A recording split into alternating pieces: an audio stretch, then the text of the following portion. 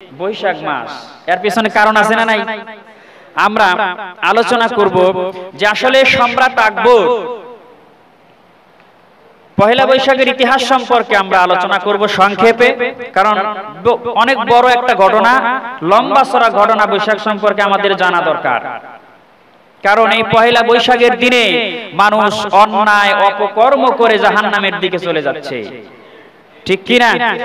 প্রত্যেকটা পরিবারের মানুষকে যদি আমরা জাহান্নাম থেকে ফিরাইতে চাই, প্রত্যেকটা পরিবারের মানুষকে যদি আমরা জান্নাতের রাস্তা দেখাইতে চাই, তাহলে অবশ্যই পহেলা বৈশাখের এই নোংরামি সম্পর্কে আলোচনা করা দরকার। পহেলা বৈশাখের গর্হিত যে কাজ আছে, অন্যায় অশ্লীলতা যে করছে আমাদের ছেলে মেয়েরা, আমরা করছি, এগুলি থেকে যদি আমরা বাঁচতে পারি তাহলেই জান্নাত। আর যদি না বাঁচতে পারেন কোথায় যাবেন?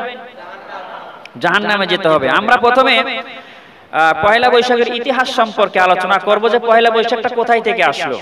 এরপরে পহেলা বৈশাখ আসলে এসেছিল দুটি উদ্দেশ্য নিয়ে। সম্রাট আকবর এটা বাস্তবায়ন করেছিল। সম্রাট আকবরের সময় উদ্দেশ্য ছিল তিনটা। কয়টা? তিনটা। কিন্তু বর্তমান এর পরবর্তীতে এসে পহেলা বৈশাখ দুটি উদ্দেশ্যে এটা পরিবর্তন করা হয়েছিল। কিন্তু বর্তমান আমাদের সমাজে এই দুটি যে উদ্দেশ্য, সে উদ্দেশ্যের কোনো খবর নাই। আর সে উদ্দেশ্য পালন করা হচ্ছে সব শয়তানের চিন্তা চেতনায়, শয়তানের ধ্যান ধারণায়, ঠিক কিনা? এরপরে বর্তমান পহেলা বৈশাখে আমি 8টি পয়েন্ট আপনাদের সামনে আজকে তুলে ধরবো।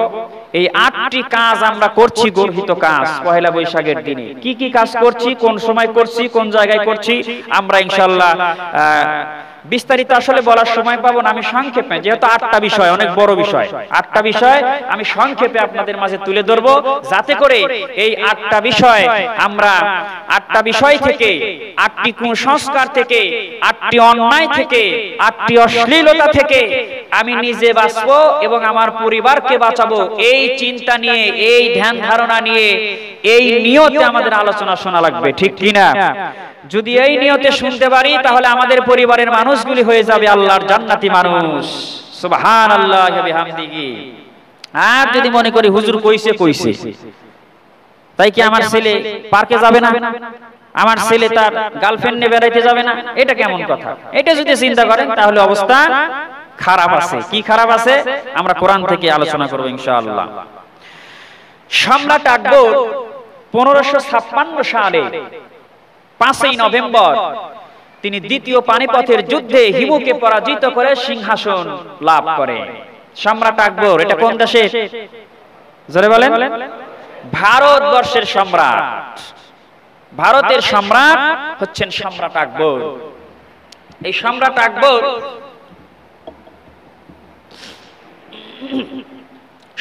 আকবর যখন 1556 সালে নভেম্বর 5ই নভেম্বরে যখন রাজ সিংহাসনে বসে গেল, সমস্ত ভারতের সম্রাট যখন সে হয়ে গেল, হয়ে যাবার পরে, সম্রাট হয়ে যাবার পরে তিনি ওই সময় ছিল আরবি বর্ষপঞ্জি, হিজরি বর্ষপঞ্জি ছিল ওই সময়।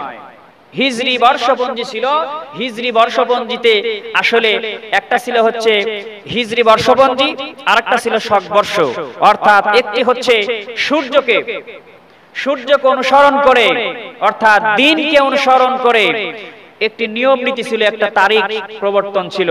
আরেকটি তারিখ প্রবর্তন ছিল হচ্ছে চন্দ্রকে, একটা সূর্য আর একটা হচ্ছে চন্দ্র। অর্থাৎ সূর্য আর চন্দ্রের ভিতরে কম বেশ আছে না নাই? 10 দিন। বছরে কয় দিন?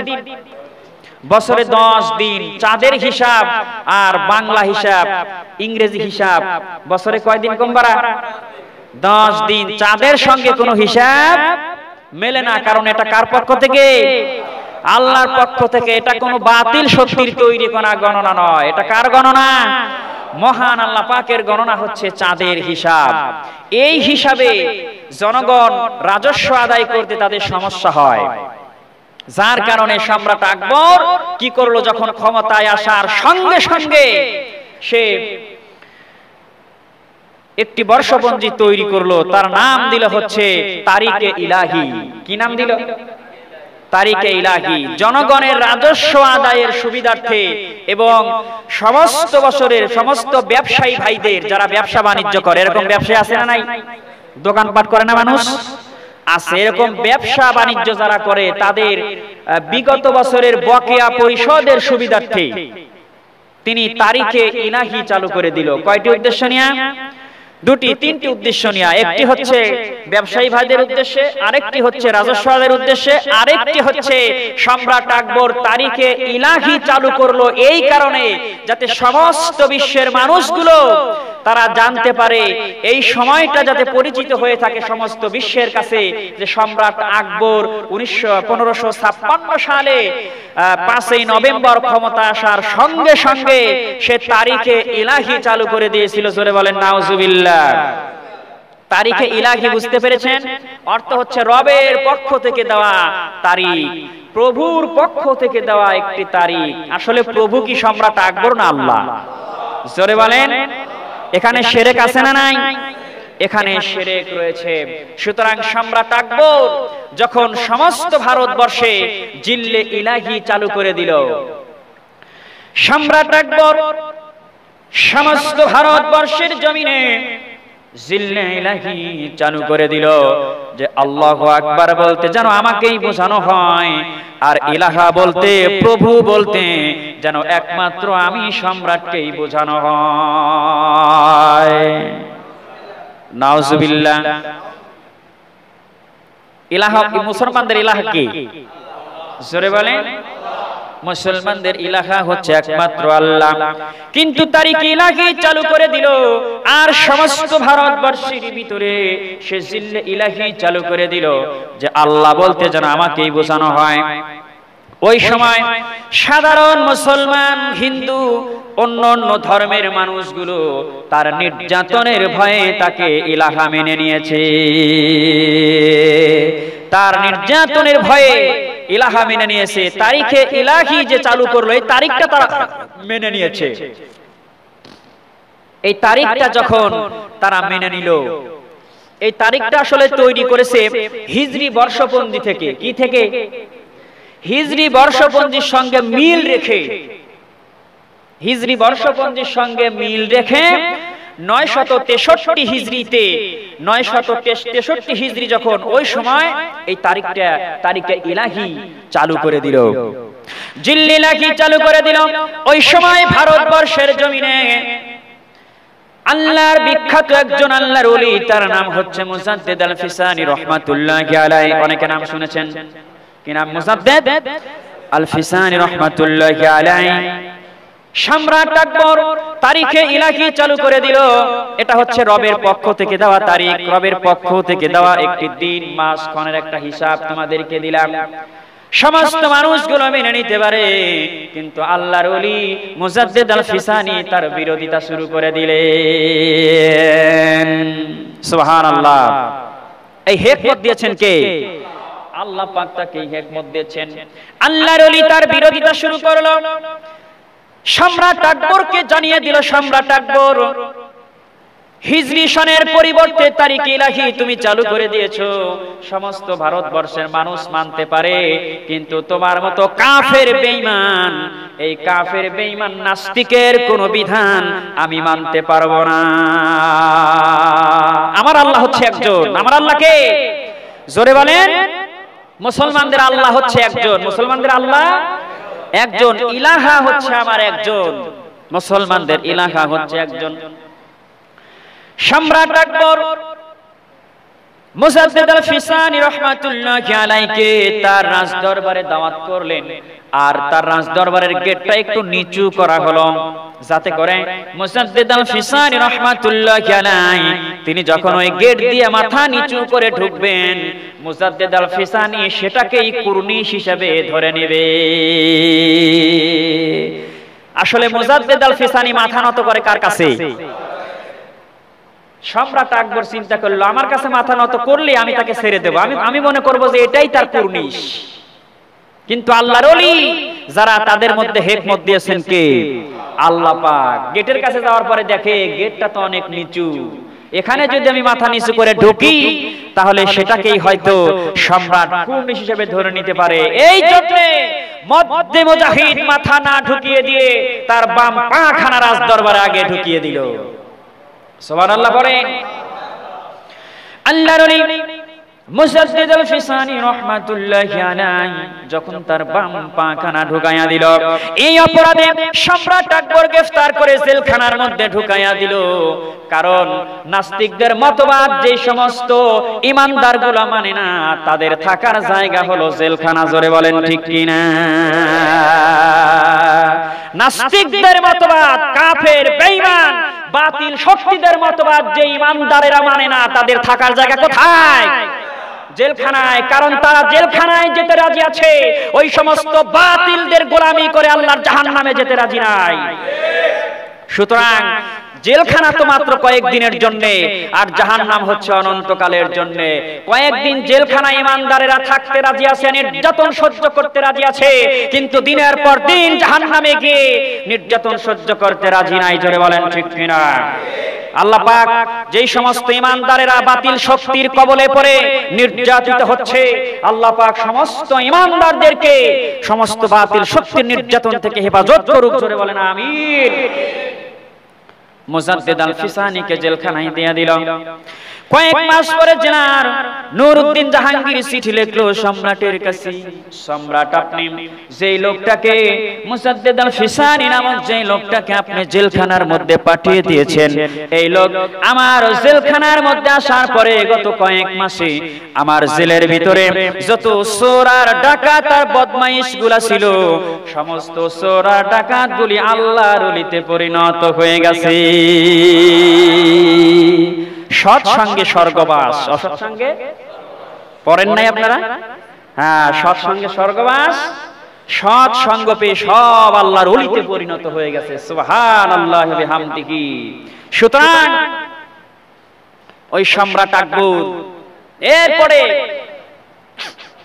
সম্রাট আকবর ওই সময় বিজ্ঞানী সিরাজি, তার নাম ছিল, বিশিষ্ট একজন বিজ্ঞানী ছিল, তার নাম ছিল হচ্ছে বিজ্ঞানী সিরাজি। কি নাম ছিল?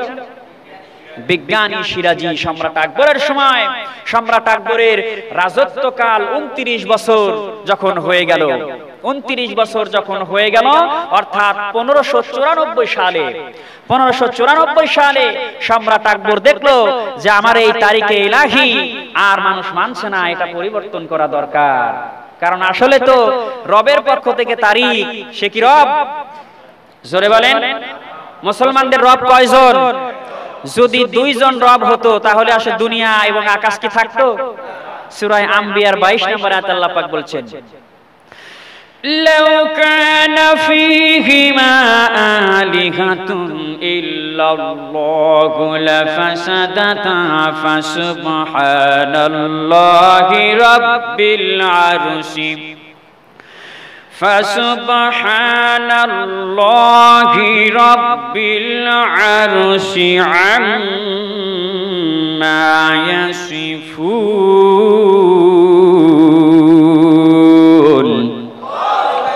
একটু জোরে বলা লাগবে আল্লাহু আকবার। সূরা আম্বিয়ার 22 নম্বর আয়াতে আল্লাহ পাক ঘোষণা করে দিলেন, আকাশ এবং জমিনে যদি একজনের পরিবর্তে 2 জন রব থাকতো, ইলাহা থাকতো, তাহলে ভেজাল সৃষ্টি হয়ে যেত, ফাসাদ সৃষ্টি হয়ে যেত, মারামারি গাঞ্জাম সৃষ্টি হতো। ঠিক কি না? সুতরাং আকাশ এবং জমিনে মাত্র একজন সৃষ্টিকর্তা আছেন, মুসলমানদের ইলাহা মাত্র একজন, তার নাম কি? আল্লাহ। না আল্লাহর কোনো ছেলে মেয়ে আছে? স্ত্রী আছে?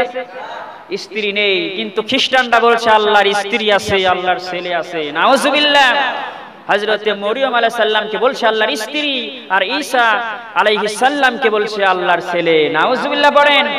আল্লাহ পাক বলছেন সূরা আনআমের 101 নম্বর আয়াত, বাদিউস সামাওয়াতি ওয়াল আরদ আন্না ইয়াকুনু লাহু ওয়ালাদুন ওয়া লাম তাকুল লাহু ওয়া খালাকা কুল্লা শাই।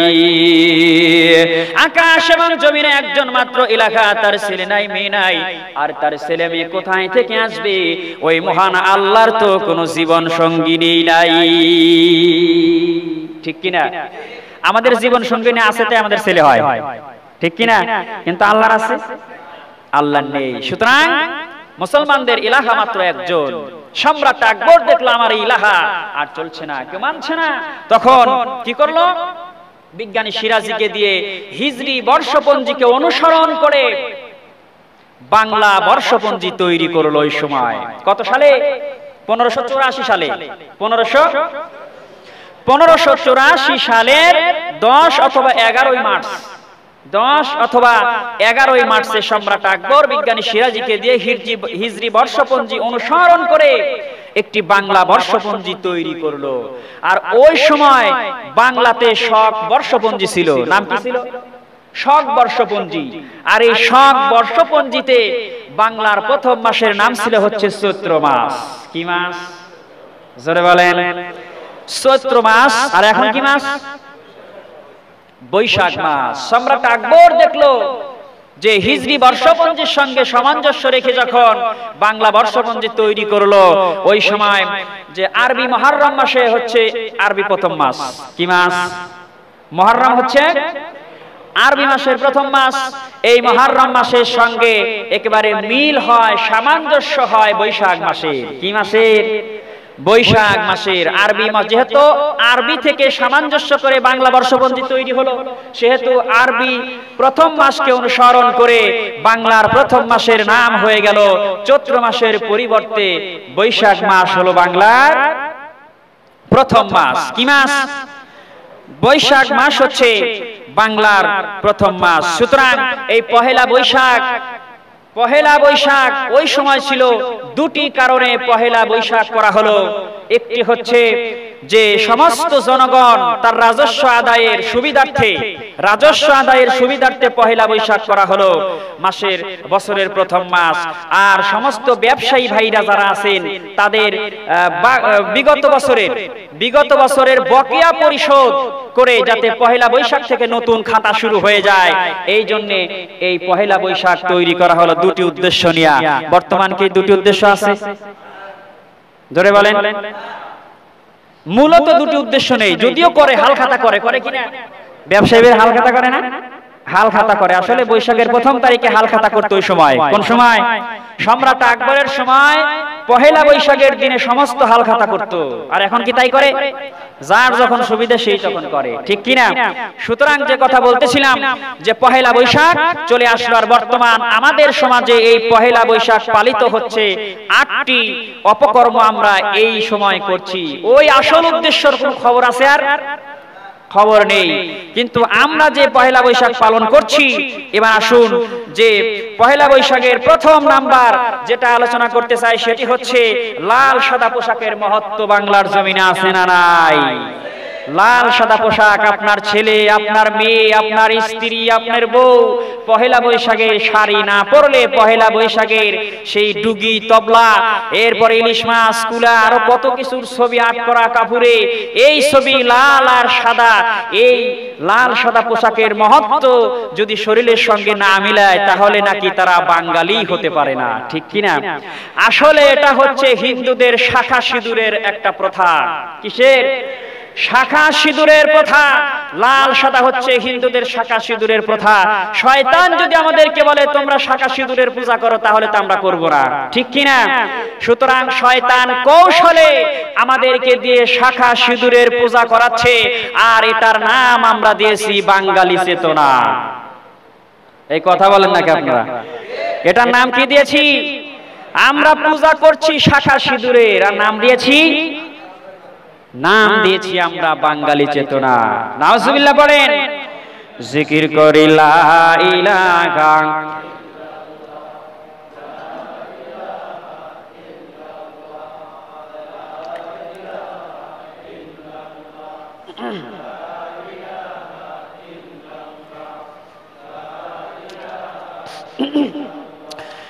লা ইলাহা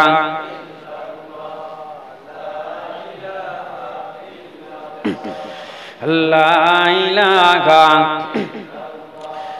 লা ইলাহা ইল্লাল্লাহু মুহাম্মাদুর রাসূলুল্লাহ সাল্লাল্লাহু আলাইহি ওয়াসাল্লাম। এটা কয় নাম্বার বললাম?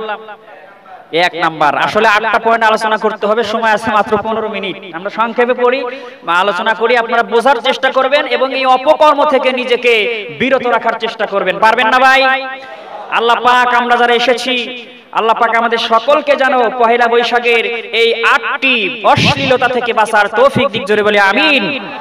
2 নম্বরে হচ্ছে ছায়ানটের বৈশাখী বরণ। ছায়ানট রমনার বটমূল, চেনেন না আপনারা?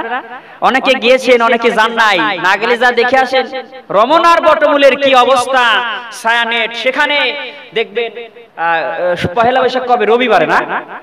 রবিবারে দেখবেন সকাল বেলায় ফজরের সূর্য ওঠার আগেই ছায়ানটের সমস্ত শিল্পীরা বাদ্যযন্ত্র নিয়ে সেখানে হাজির।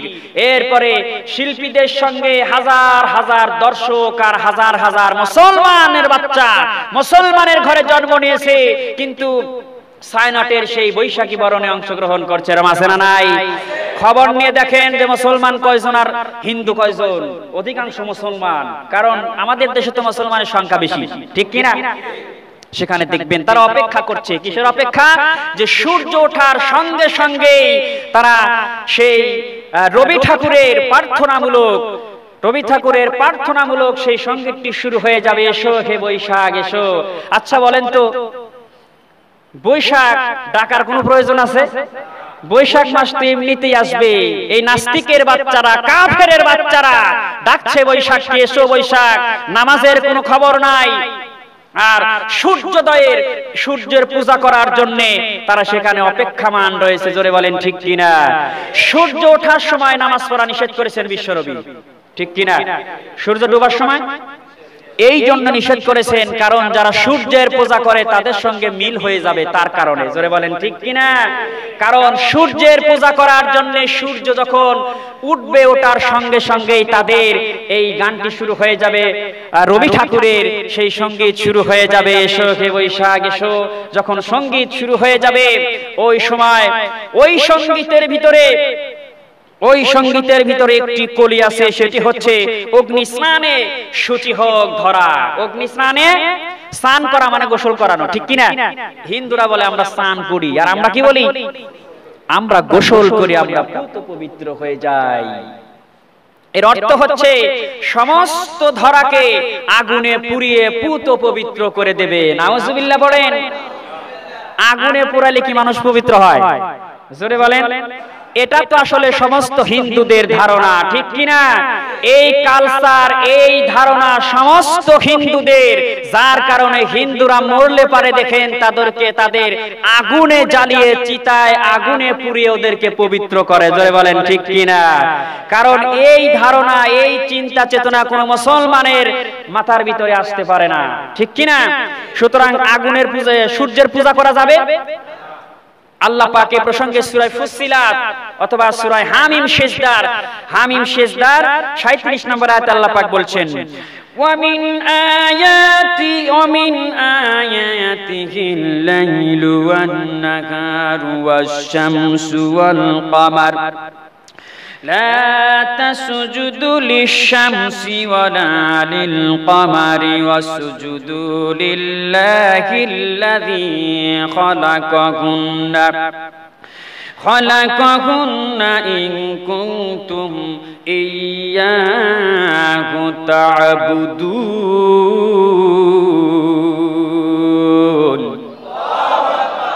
আল্লাহ পাক ঘোষণা করে দিল, ও পৃথিবীর মানুষেরা, দিন এবং রাত, চন্দ্র সূর্য সব হচ্ছে আমি আল্লাহর নিদর্শন। চন্দ্র সূর্য আমি আল্লাহকে সেজদা করে, সুতরাং তোমরা কেউ চন্দ্র সূর্যকে সেজদা করো না, তার পূজা কেউ করো না, কারণ একমাত্র আমি হচ্ছে তোমাদের রব। বন্দেগী যদি করতে হয়, ইবাদত যদি করতেই হয়, একমাত্র আমি রবের গোলামি করো। কার ঘোষণা এটা? সূর্যের পূজা করা যাবে? জোরে বলেন। সূর্যের পূজা কোন মুসলমান করতে পারে না। সুতরাং আমি বলতে চাই, বাংলার জমিনে যেই সমস্ত মুসলমানের বাচ্চারা ছায়ানটের বৈশাখী বরণে রমনার বটমূলে গিয়ে সকাল বেলায় সেই সূর্যের পূজা করবে, আমি বলতে চাই ওই সমস্ত মুসলমানের বাচ্চা যখন মরবে, তাদেরকে মাটি না দিয়ে ওদেরকে চিতায় জ্বালিয়ে পুরা মারা দরকার। সুতরাং ওদের জন্য চিতা ঠিক করে রাখা দরকার, কারণ ওরা তো সূর্যের পূজা করে, ঠিক কিনা? মুসলমান হয়ে সূর্যের পূজা করতে পারে না, কোন মুসলমানের পক্ষে এটা শোভা পায় না। সুতরাং সূর্যের পূজা করা যাবে, সূর্যের পূজা করা যাবে না। এরপরে 3 নম্বরে যে বিষয়টি আমি আলোচনা করতে চাই সেটি হচ্ছে মঙ্গল শোভাযাত্রা। এটি আরো বড় শিরক, জোরে বলেন নাউজুবিল্লাহ। মঙ্গল শোভাযাত্রা অর্থাৎ এই দিনে লক্ষ্মী দেবী এসে সমস্ত বিশ্বের সমস্ত মানুষের জন্য মঙ্গল দিয়ে যাবেন, নাউজুবিল্লাহ। কারণ এ সম্পর্কে জানতে হলে হিন্দুদের একটি ধারণা আমাদের আগে জানতে হবে, সেটি হচ্ছে যে এই শোভাযাত্রা যারা অংশগ্রহণ করবে, এই শোভাযাত্রায় যারা অংশ নেবে তাদের উপরে সমস্ত মঙ্গল বর্ষিত হবে, নাউজুবিল্লাহ বলেন। আর যারা অংশ নেবে না তাদের উপরে কোনো মঙ্গল আসবে না, মঙ্গল অবতীর্ণ হবে না, মঙ্গল বর্ষণ কেউ করবে না। সমস্ত মঙ্গলের মালিক হচ্ছে লক্ষ্মী দেবী, তারা এটা মনে করত। কারা? হিন্দুরা মনে করে। হিন্দুদের একটি প্রথা আছে, একটি তাদের ধারণা, সেটি হচ্ছে তাদের একটা দেবতা আছে, তার নাম হচ্ছে বিশু দেবতা। কি দেবতা? বিশু দেবতা। এই বিশু দেবতার একটা পত্নী আছে, তার নাম হচ্ছে লক্ষ্মী দেবী। কি নাম বললাম? লক্ষ্মী দেবীর আবার 5টি কন্যা আছে। একটি হচ্ছে পদ্মা, আরেকটি হচ্ছে পদ্মালয়া, আরেকটা হচ্ছে ইন্দিরা, আরেকটা হচ্ছে শোভা, আরেকটা হচ্ছে কমলা। কয়টা বললাম? 5টা কন্যা তার রয়েছে। এই লক্ষ্মী দেবীর বাহন হচ্ছে পেঁচা। পেঁচার উপরে চড়ে সে ভ্রমণ করে। কিসের উপরে? পেঁচা। চেনেন পেঁচা? পেঁচা চোখে দেখে না, দিনে আছে না নাই? এরা নাকি রাত্রে চোখে দেখে, দিনে পেঁচা চোখে দেখে না। কখন চোখে দেখে? চামচিকা, বাদুর, পেঁচা এরা চোখে দেখে হচ্ছে রাত্রিতে, দিনে এরা চোখে দেখে না। আর এই পেঁচার উপরে ভর করে, পেঁচার উপরে চড়ে নাকি সেই লক্ষ্মী দেবী সে বিভিন্ন জায়গাতে মানুষকে মঙ্গল দেওয়ার জন্য যায়। জোরে বলে নাউজুবিল্লাহ। চারুকলার যেই সমস্ত সোনার ছেলেরা দেখবেন, চারুকলা বুঝতে পেরেছেন, যারা হচ্ছে ডুগি, তবলা, ঢোল এগুলি আর্ট করছে এই পহেলা বৈশাখের দিনে, আছে না নাই? এই দিনে তারা কি করছে? ডুগি, তবলা, ঢোল এগুলির সঙ্গে পেঁচার ছবিটাও আর্ট করে। করে কিনা? আসলে পেঁচার ছবিটা আর্ট করার মূল উদ্দেশ্য হচ্ছে, মূল কারণ হচ্ছে যে লক্ষ্মী দেবী তোমার বাহন আমরা রেডি করে রেখেছি, তুমি চলে আসো। তুমি আসার পরে তোমার বাহনে এসে বসে আমাদের জন্য তুমি মঙ্গল বিতরণ করো। নাউজুবিল্লাহ জোরে বলেন। সমস্ত মঙ্গলের মালিক কে? জোরে বলেন। সমস্ত মঙ্গলের মালিক হচ্ছে আল্লাহ। আসলে শয়তান যদি আমাদেরকে বলতো তোমরা পূজা মণ্ডপে এসে তোমরা পূজা করো, আমরা করতাম? জোরে বলেন। আমরা পূজা করতাম না, কিন্তু আমরা লক্ষ্মী দেবীর বাহন বানিয়ে তাকে ডাকছি। আমরা পূজা মুসলমানের বাচ্চা ঠিকই করছি, কিন্তু তার নাম শয়তান। শয়তানের অনুসারী যারা, তারা তার নাম দিয়েছে হচ্ছে বাঙালি চেতনা। ঠিক কিনা? বাঙালি চেতনায় উন্মাদনা হয়ে পহেলা বৈশাখের দিনে এই পেঁচার ছবি আঁক করে লক্ষ্মী দেবীর পূজা আমরা করছি। এই পূজা করা শিরক না ভালো কাজ? জোরে বলেন। এটি হচ্ছে শিরক। সুতরাং সমস্ত মঙ্গলের মালিক কে? জোরে বলেন। না লক্ষ্মী দেবী? যাদের বিশ্বাস যে সমস্ত মঙ্গল দেওয়ার মালিক হচ্ছে লক্ষ্মী দেবী, তারা পেঁচার ছবি আর্ট করবে, তারা পয়লা বৈশাখ পালন করবে। ঠিক কিনা? আর যে মুসলমানের বিশ্বাস সমস্ত মঙ্গল দেওয়ার মালিক একমাত্র আল্লাহ, তারা কোনো সময় পহেলা বৈশাখের দিনে অন্যায়, অশ্লীলতা, নৈরাজ্যতা করবে না। জোরে বলেন ঠিক কিনা? আল্লাহ পাক বলছেন, ওয়ালা তাদউ মিন দুনিল্লাহি মা লা ইয়ানফাউকা ওয়া লা ইয়াদুররুকা فإن فعلت فإنك إذا من الظالمين।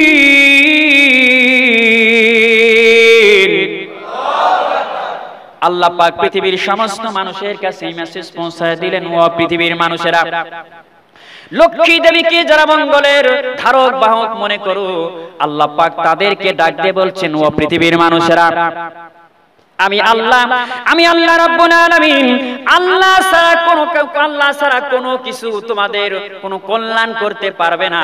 আমি আল্লাহ ছাড়া কোনো বস্তু, কোনো জীব, কোনো দেব দেবী, আল্লাহ পাক বলছেন কোনো মাখলুক আমি আল্লাহ ছাড়া তোমাদের কখনো কোনো মঙ্গল করতে পারবে না। পারবে? সমস্ত মঙ্গল দেওয়ার মালিক কে? আল্লাহ পাক। আল্লাহ পাক বলছেন আর আমি আল্লাহ যদি কাউকে অমঙ্গল করি, আমার এই অমঙ্গল থেকে পৃথিবীর কোন দেব দেবী, পৃথিবীর কোন শক্তি তাকে বাঁচাইতে পারবে না। সুতরাং মঙ্গল যদি আপনার চাইতেই হয় কার কাছে চাবেন? আল্লাহর কাছে। বিস্তারিত আলোচনা আছে, আসলে আমি করতে পারলাম না সময় কম দেখে। কয় নাম্বার বললাম? এটা 3 নাম্বার। এরপরে 4র্থ নাম্বার, অবাধ মেলামেশা আছে না নাই? জোরে বলেন। আপনার সোনার ছেলেটা সকালবেলায় বাড়ি থেকে বের হয়ে চলে যাবে তার গার্লফ্রেন্ডকে নিয়ে, তার বান্ধবীকে নিয়ে চলে যাবে রমনা পার্কে, বান্ধবীকে নিয়ে চলে যাবে মনপুরায়। আছে না নাই? 7 দিন ব্যাপী কনসার্টের আয়োজন করছে। কোথায়? মনপুরা। সেখানে গেলে নাকি মনপুরে যায় নাকি? মোহনপুরা কোন জায়গার নাম আছে? মনপুরা। কিছুদিন আগে এক নাম শুনেছিলাম, একটা ছবির নাম হচ্ছে মনপুরা, ঠিক কিনা? সুতরাং এখানে যে মনপুরায় 7 দিন ব্যাপী গানের অনুষ্ঠান হবে, এই মনপুরার মাটি যে ওয়ার্ডের ভিতরে, এই মনপুরার মাটি যে এলাকার ভিতরে, এই এলাকার দায়িত্বে যারা আছেন, কিয়ামতের মাঠে এই 7 দিনের হিসাব দিয়ে তাদের জান্নাতে যাওয়া লাগবে। আমার বাপ দাদার কোনো কথা আমি বলছি না। কুল্লুকুম রাইন ওয়া কুল্লুকুম মাসউলুন আম রাইয়াতিনা। বিশ্বনবী বলেছেন যার দায়িত্ব যতটুক, সেই দায়িত্ব সম্পর্কে জিজ্ঞাসিত না হওয়া পর্যন্ত সে জান্নাতে যেতে পারবে না। আপনি সমাজের মাথা, সমাজের পরামানিক। আপনার সমাজে যদি এই সমস্ত অশ্লীলতা হয়, হিসাব দিয়ে তারপরে জান্নাতে যা, তার আগে তোর জন্য জান্নাত নেই, ঠিক কিনা? সুতরাং যে কথা বলতেছিলাম, অবাধ মেলামেশা আছে না নাই? আপনার মেয়েটা সকালবেলায় বের হয়ে চলে গেল, সারাদিন বন্ধুর সঙ্গে আড্ডা মেরে যখন রাত্রি 10টার সময় বাড়িতে আসলো, আপনি বুকে হাত দিয়ে কি বলতে পারবেন আপনার মেয়েটা যেই সকালবেলা যেই চরিত্র নিয়ে, যেই সম্ভ্রান্ত নিয়ে আপনার বাড়ি থেকে বের হয়ে চলে গেল, রাত্রি 10টার সময় আপনার মেয়েটা কি ওই চরিত্র, ওই সম্ভ্রান্ত নিয়ে আপনার বাড়িতে ফিরতে পেরেছে? এটা বলতে পারবেন? এটা কিন্তু বলতে আপনি পারবেন না। সুতরাং পহেলা বৈশাখের দিনে জিনা হচ্ছে, ব্যভিচার হচ্ছে, ইফটিজিং হচ্ছে, আর আপনার মেয়েটা যদি তার বন্ধুর সঙ্গে জিনা করতে না চায়, আপোষে যদি করতে না চায়, তাহলে এই সমস্ত মেয়েরাও কিন্তু আবারও ধর্ষিতা হয়। জোরে বলেন ঠিক কিনা? বন্ধুর সঙ্গে বেড়াইতে গেছে, বন্ধু বলেছে আমি তোমার সঙ্গে জিনা করতে চাই, মেয়েটা যখন রাজি হয় না, তাকে জোর করে ধর্ষণ করা হয়। এরকম নজির বাংলাতে আছে না নাই? পেপার পত্রিকা খুললে, খবর দেখলেই শুধু ধর্ষণ আর ধর্ষণ, ধর্ষণ বেড়েই চলছে। ভারতের জমিনে ধর্ষণ আরো বেশি হচ্ছে বাংলা থেকে। জোরে বলেন ঠিক কিনা? সুতরাং আমার আপনার ছেলে আর মেয়েকে যদি আমরা এই অশ্লীলতা থেকে, এই ধর্ষণ, জিনা, ব্যভিচার, ইফটিজিং থেকে যদি আমরা বাঁচাইতে চাই, কোরআনের 4টা আয়াত, কোরআনের 4টা আয়াত আপনার পরিবারে বাস্তবায়ন করা লাগবে। কয়টা? আল্লাহ পাক বলছেন সূরা বনি ইসরাঈলের 32 নম্বর আয়াত, আল্লাহ পাক বলছেন লা তাকরাবুস জিনা ইন্নাহু কানা ফাহিশাতাও ওয়া সাআ সাবিলা। আল্লাহ পাক বলছেন ও পৃথিবীর মানুষেরা, তোমরা জিনা ব্যভিচারের ধারের কাছেও যেও না। আর যেই পন্থা অবলম্বন করলে, যেই কাজ করলে, যেই পন্থা অবলম্বন করলে জিনা হতে পারে, ব্যভিচার হতে পারে, ইফটিজিং হতে পারে, ধর্ষণ হতে পারে, এমন কাজকর্মের ধারের কাছেও তোমরা যেও না। সুতরাং পহেলা বৈশাখের দিনে যদি আমাদের ছেলে মেয়েকে যদি আমরা একটু গার্ড দিয়ে যদি বাড়িতে রাখি, যদি আমরা এই লাইনে যেতে না দেই, তাহলে জিনা হবে, ধর্ষণ হবে, ব্যভিচার হবে, ইফটিজিং হবে, কিচ্ছু হবে না বাংলার জমিনে। সুতরাং আর পৃথিবীর সমস্ত মানুষ এবং বাংলাদেশের সমস্ত পুরুষগুলি যদি আল্লাহর কোরআনের একটা আয়াত মানে, কয় আয়াত? আল্লাহ পাক বলছেন কুল্লিল মুমিনিনা ইয়াগুদ্দু মিন আবসারিহিম, সূরা নূর 30 নম্বর আয়াত। আল্লাহ পাক বলছেন পরনারী থেকে ও পুরুষেরা তোমরা তোমাদের দৃষ্টিকে নিম্নগামী করো। যদি পহেলা বৈশাখের দিনে পরনারীর দিকে আমরা না তাকাই, জিনা হবে? জোরে বলেন। জিনা হবে না, কিচ্ছু হবে না। এরপরে মা বোনদের সম্পর্কে আল্লাহ পাক বলছেন, ওয়া কুল্লিল মুমিনাতি ইয়াগুদুনা মিন আবসারিহিন্না ওয়া ইয়াহফাযনা ফুরুজাহুন্না। আল্লাহ পাক বলছেন, ও পৃথিবীর নারীরা, তোমরা কি করো? তোমাদের লজ্জাস্থানের হেফাজত করো, তোমাদের সমস্ত দেহটাকে তোমরা ঢেকে রাখো, আবৃত করে রাখো, আর এটাই হচ্ছে তোমাদের সৌন্দর্যের কারণ। সুবহানাল্লাহ। পবিত্র যদি থাকতে চাও, নিজেকে ঢেকে রেখে চলার কথা কে বলেছেন? আল্লাহ পাক। যেই মা বোনেরা পর্দা ছাড়া পহেলা বৈশাখের দিনে রং বেরঙের শাড়ি পরে, পহেলা বৈশাখী শাড়ি পরে রাস্তায় ঘুরবে, এদেরকে রেড সিগন্যাল দিয়েছেন কে? জোরে বলেন।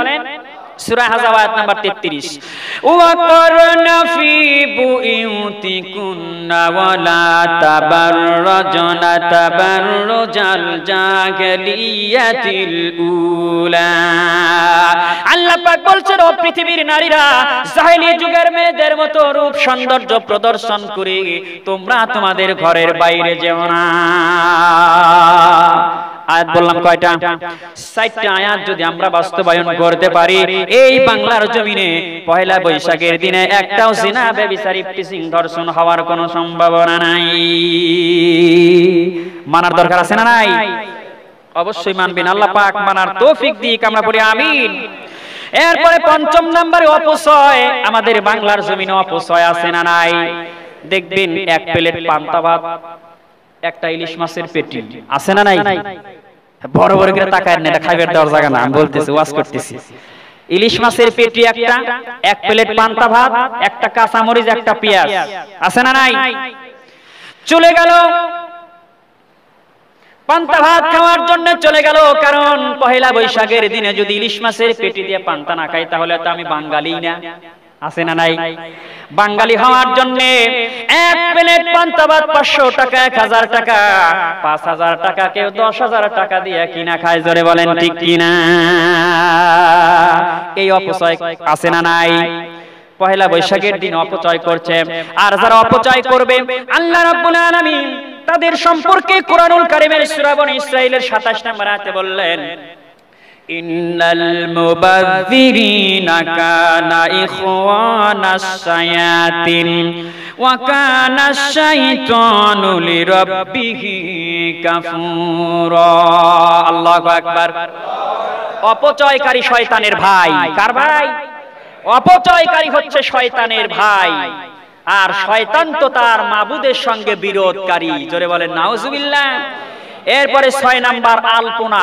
সময় শেষ, আমি আলোচনা করতে পারছি না। আলপনা দেখবেন ঢাকার বড় বড় মেইন রোডগুলিতে মাইল কে মাইল আলপনা করছে, ছবি আর্ট করছে, বিভিন্ন দেবদেবীর ছবি আর্ট করছে, ডুগি, তবলা, ইলিশ মাছ, এরপরে 1 তারা, 2 তারা, 5 তারা, কত তারার ছবি আর্ট করছে। এরকম আছে না নাই? এই রকম ছবি যারা আর্ট করবে, তাদের সম্পর্কে হুঁশিয়ারি বিশ্বনবী সাল্লাল্লাহু আলাইহি ওয়াসাল্লাম দিয়েছেন, আল্লাহ কোরআনে দিয়েছেন। জোরে বলেন ঠিক কিনা? কিয়ামতের ময়দানে আল্লাহ পাক বলবেন, বুখারীতে এসেছে, কিয়ামতের ময়দানে আল্লাহ রাব্বুল আলামিন তাদের সম্পর্কে বলবেন যে তোমরা কি করো। বুখারী শরীফের 5951 নম্বর হাদিস, 52 নম্বর হাদিস, 54, 56, 55 নম্বর হাদিস, সমস্ত হাদিসগুলিতে আয়েশা থেকে বর্ণিত। আল্লাহ কিয়ামতের মাঠে বলবেন, তুমি যে পেশার ছবিটা আর্ট করলে, এই পেশার জীবন দিয়ে তুমি জান্নাতে যাও, পারবেন? জোরে বলেন। তুমি যে লক্ষ্মী দেবীর বাহন পেশার ছবিটা আর্ট করলে, এই পেশার ছবি, তুমি পেশার যে একটা জীবন ছিল, এই জীবনটা দিয়ে তুই জান্নাতে যা, পারবে সে? পারবে না। এরপরে 7ম নম্বরে গরিব জনগোষ্ঠীকে উপহাস। কোন জনগোষ্ঠী? গরিব জনগোষ্ঠী। বাংলাদেশে এখনো এমন কিছু এলাকা আছে যেখানে সকালবেলা দুপুরে পান্তা খায়। জোরে বলেন, আছে না নাই? তাদেরকে উপহাস করা হচ্ছে। পহেলা বৈশাখের দিনে বড় লোকেরা পান্তা খাচ্ছে, পরের দিন আপনি ওকে 5000 টাকা দিবেন, বলেন স্যার হ্যাঁ আপনাকে 5000 টাকা দিলাম, 1 প্লেট পান্তা খান, ও খাবে? সুতরাং এই দিনে তোমরা পান্তা খেয়ে তোমরা গরিব জনগোষ্ঠীকে উপহাস করছো। উপহাসকারীকে আল্লাহ পাক জাহান্নামে দিবেন। জোরে বলেন ঠিক কিনা? এরপরে 8ম নম্বরে হচ্ছে, 8ম নম্বরে যেটা আলোচনা করব সেটি হচ্ছে গান বাজনা। আমাদের সমাজে আছে না নাই? পহেলা বৈশাখের দিনে বাজারে বাজে ঢোল আর ঢাক, এলোরে পহে লা বৈশাখ। এই যে গান বাজনা কনসার্ট হচ্ছে, প্রত্যেকটা মহল্লায় মহল্লায় কনসার্ট গুলি হচ্ছে, গান বাজনা অশ্লীলতা হচ্ছে, এগুলি যারা করবে তাদের থাকার জায়গা কোথায়? আপনার ছেলে মেয়ে যদি করে আপনিও জাহান্নামে যাবেন, আপনার ছেলে মেয়েও জাহান্নামে যাবে। আল্লাহ পাক সূরা লোকমানের 6 নম্বর আয়াতে বললেন, ওয়া মিনান নাসি মান ইয়াশতারি লাহুল হাদিসি লিইউদিল্লা عن سبيل الله بغير علم ويتخذها هزوا أولئك لهم عذاب مهين। এই গান বাজনা যারা করবে তাদেরকে যন্ত্রণাদায়ক শাস্তির সুসংবাদ দিয়া দাও। শাস্তির কি সুসংবাদ হয়? শাস্তির তীব্রতা বোঝানোর জন্য এটা করা হয়েছে। সুতরাং পহেলা বৈশাখের দিন আপনার ছেলে মেয়ে যদি এই কাজগুলা করে, সে কোথায় যাবে? জাহান্নামে যাবে। সুতরাং যে 8টি বিষয়ে বললাম, বর্তমান তো আসলে বাংলাদেশের সংবিধান হচ্ছে ধর্ম যার যার উৎসব। জোরে বলেন, ভয় খাচ্ছেন নাকি এবার? এটা সংবিধানে আছে, আপনি বলতে সমস্যা কি? সংবিধানে আছে দেখেই তো বলছি, না থাকলে তো বলতাম না, ঠিক কিনা? ধর্ম যার যার উৎসব সবার। হিন্দুদের পূজায় সমস্ত মুসলমানে যারা উৎসব করছে, কারণ উৎসব তো সবার উৎসব, পূজাও মুসলমানদের উৎসব, এরপরে ঈদও মুসলমানদের উৎসব। কই তোমার ঈদের নামাজে তো কোনো হিন্দু আসে না? জোরে বলেন। ধর্ম যার যার উৎসব সবার হয়, এটা যদি বাস্তবায়ন হয় বাংলাদেশে, তাহলে গরুর গোশত সমস্ত হিন্দুদেরও খাইতে হবে। জোরে বলেন। পহেলা বৈশাখ পালন করা যদি কোনো মুসলমানের জন্য বাধ্যতামূলক হয়, গরুর গোশত খাওয়া প্রত্যেক হিন্দুদের জন্য বাধ্যতামূলক করে দেওয়া দরকার। কারণ ধর্ম যার যার উৎসব সবার, এটি হচ্ছে আবু জেহেলের মন্তব্য। কার মন্তব্য? আবু জেহেল বিশ্বনবীকে বলেছিল যে তোমার ধর্ম তোমার কাছে থাকবে, আমার ধর্ম আমার কাছে থাকবে, কিন্তু তুমি কি করো? তুমি কিছুদিন আমার ধর্মের ইবাদত করবে, আমি কিছুদিন তোমার ধর্মের ইবাদত করব, ঠিক কিনা? খুতবায় আমি একটি সূরা তেলাওয়াত করেছি, সূরা কাফিরুন। কুল ইয়া আইয়ুহাল কাফিরুন লা আবুদু মা তা'বুদুন ওয়ালা আনতুম আবিদুনা মা আবুদ। এখানে বলা হচ্ছে, বিশ্বনবীকে বলল আবু জেহেল যে মুহাম্মদ, তোমার ধর্ম তোমার কাছে, আমার ধর্ম আমার কাছে, কিন্তু তুমি কিছুদিন আমার ধর্মের ইবাদত করো, আমি কিছুদিন তোমার ধর্মের ইবাদত করি। সুতরাং বর্তমান ধর্ম যার যার উৎসব সবার, এই কথাটা বর্তমানের কথা নয়, এটি সেই পূর্বে থেকে চলে এসেছে। এই প্রস্তাব বিশ্বনবীকেও দিয়েছিল। জোরে বলেন ঠিক কিনা? বিশ্বনবী সেটা মেনেছেন। লাকুম দীনুকুম ওয়ালিয়া দীন, তোমার দিন তোমার কাছে, তোমার আমল তোমার কাছে, আমারটা আমার কাছে। কারণ তোমার আমল করে তুমি জাহান্নামে যাবা, আর আমার আমল করে আমি জান্নাতে যেতে চাই। জোরে বলেন সুবহানাল্লাহ। সুতরাং পহেলা বৈশাখের দিনে এই 8টি বিষয় পরিত্যাগ করে আমরা জান্নাতে যেতে চাই। রাজি আছি না ভাই? আমরা রাজি আছি। আল্লাহ পাক যেন তৌফিক দিক। জোরে বলি আমিন। সম্মানিত